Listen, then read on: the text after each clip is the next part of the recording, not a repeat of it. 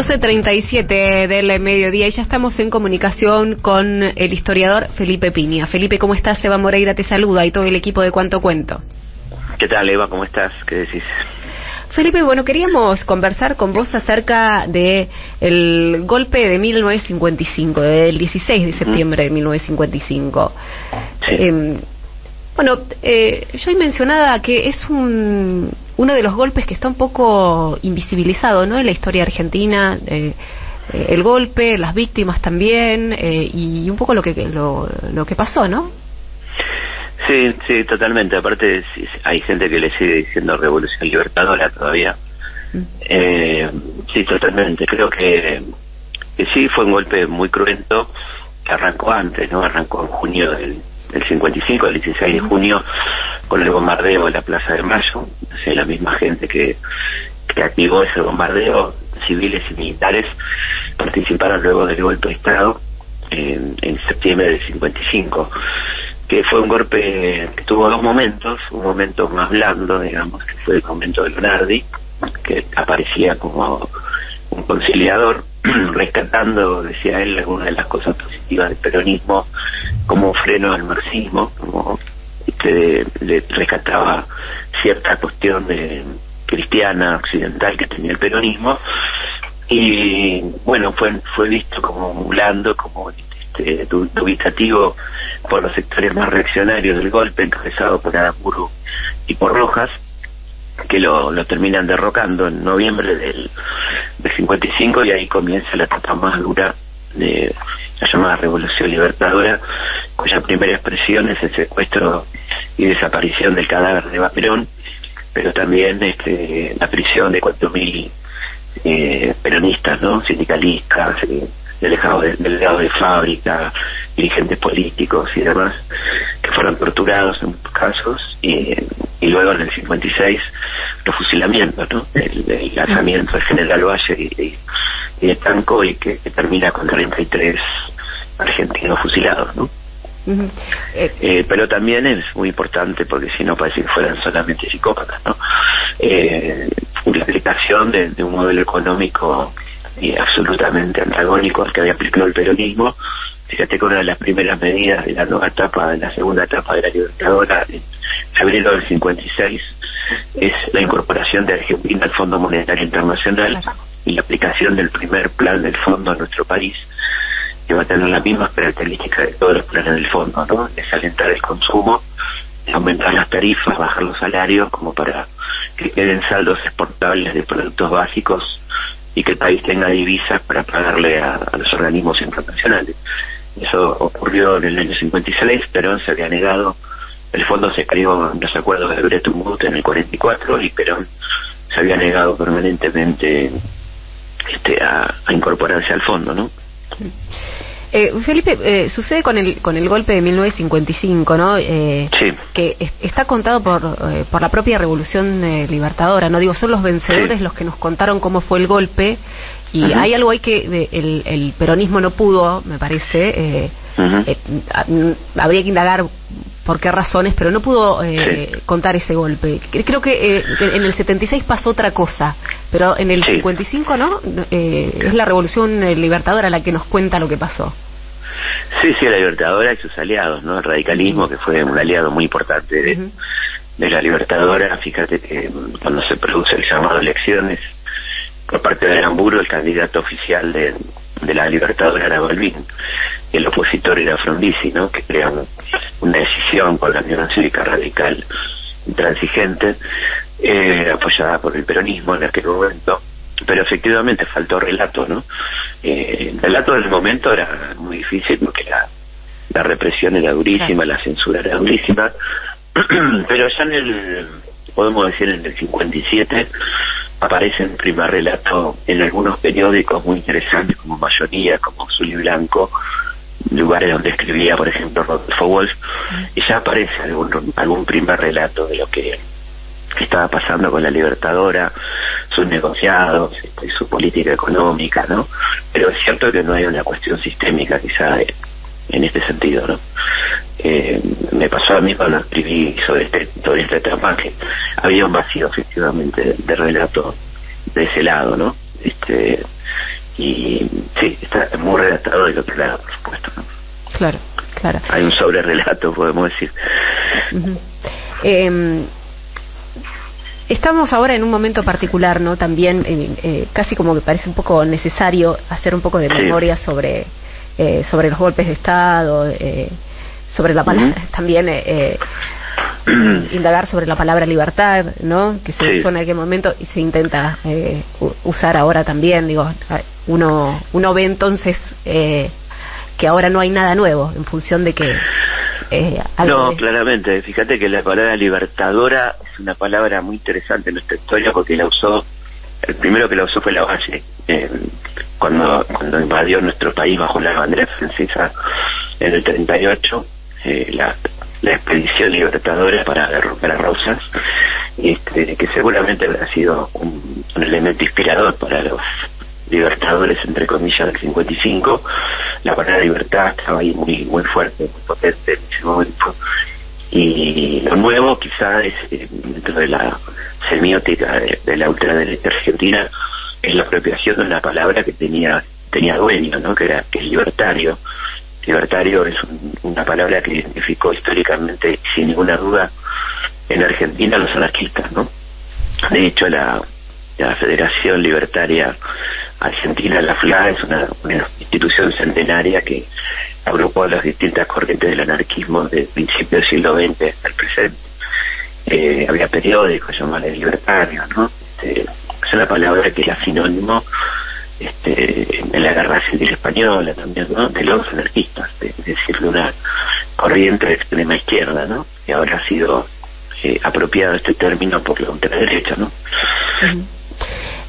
Felipe, el 16 de septiembre también es una fecha en donde ocurrió la Noche de los Lápices, ¿no?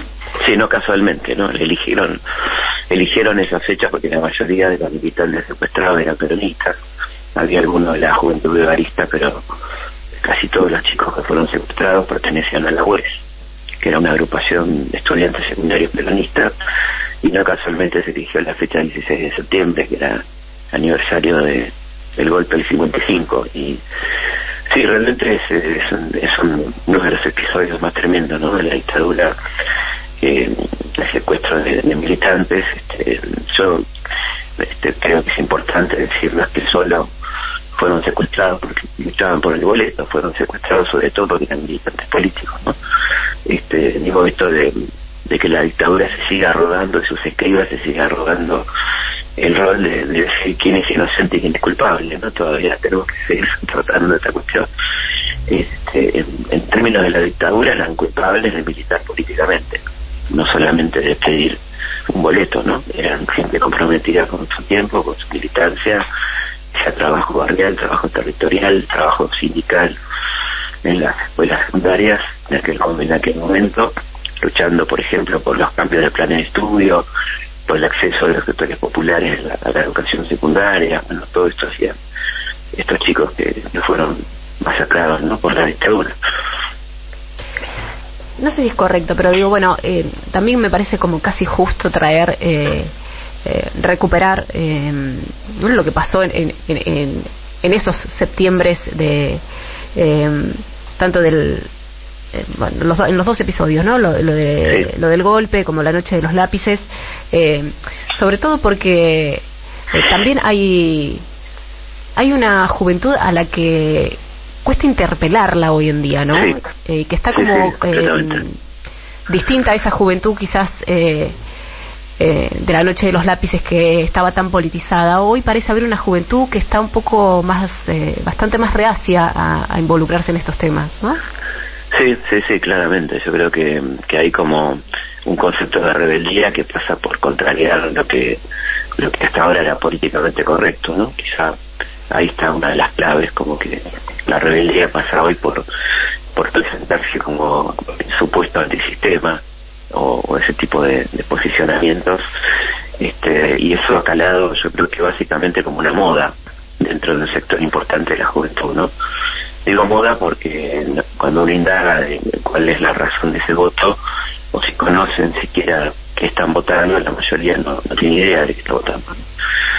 No estoy con esto ninguneando a los que votan, pero digo, es evidente, lo ve uno cuando hay encuestas o cuando se le hacen preguntas en la calle. Estos pibes no saben por qué están votando de ley, ¿no? Por ejemplo. Entonces creo que es como una fuente importante de moda, de contagio. Es lo que corresponde, lo cool en este momento es votar a Milei en un sector de la sociedad.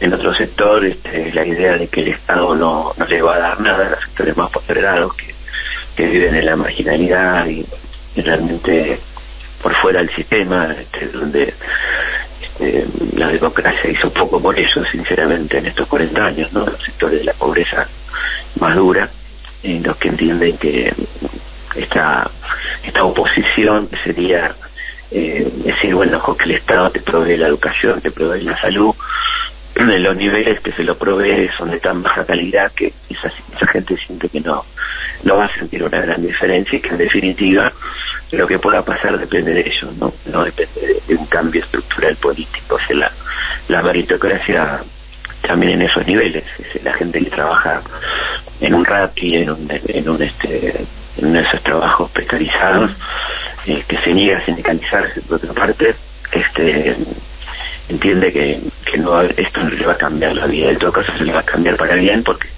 tiene la ilusión del dólar, ¿no? Además, así que es complejo, ¿no? Este momento y cómo interpelar a esos sectores, ¿no? Que creo que es la gran tarea, me parece. ¿Y cómo...? La memoria, como bien decís, vos decías si es correcto. Bueno, la verdad que tenemos que dejar de preocuparnos por la corrección, porque la corrección nos ha llevado por caminos muy poco eficientes, ¿no? Yo creo que corresponde, más allá si es correcto o no es correcto, y es verdad que una de las cosas que está en juego, que pensábamos que no, es volver a discutir la dictadura, ¿no? Cosa que creíamos superada, pues, de los juicios de todo tipo, ¿no? Se suponía que era una cuenta saldada por la sociedad argentina, pero se ha reinstalado la teoría de los demonios, se ha reinstalado el discurso dictatorial, ¿no? Casi con orgullo, se pone en duda la soberanía argentina en Malvinas. Es decir, la verdad que es una tarea ciclópea la que queda por delante, ¿no? Con tan poco tiempo que tenemos de acá hasta octubre, ¿no? ¿Cómo se construye memoria desde el Estado? Digo que parece ser ahora lo que estaría haciendo un poco de falta también, ¿no? Bueno, llegamos un poco tarde, te diría, para que el Estado en tan poco tiempo lo haga. Yo creo que faltaron muchas cosas. Faltó un mejor trabajo en los medios de comunicación masivo que el Estado manejó, una tarea de difusión que no llegó del todo a las aulas, con planes de estudio atrasados, que seguían hablando de los fenicios y los caldeos. Bueno, muchas cosas fallaron, ¿no? Creo yo, y esta subestimación de este discurso de ultraderecha que siempre estuvo en la sociedad argentina. La derecha argentina tiene históricamente un 30 y 40% duro, ¿no? Fíjate vos que cosa que poca gente se pone a pensar, cuando Perón, nada más y nada menos que Perón, se presentó como candidato en 1973, obtuvo el 62% de los votos, pero hubo un 38% que lo votó en contra, ¿no? Que era el antiperonismo más duro, y ese porcentaje de un 30 y pico, casi 40, depende del momento, existió siempre en Argentina, incluso durante las presidencias históricas de Perón, ¿no?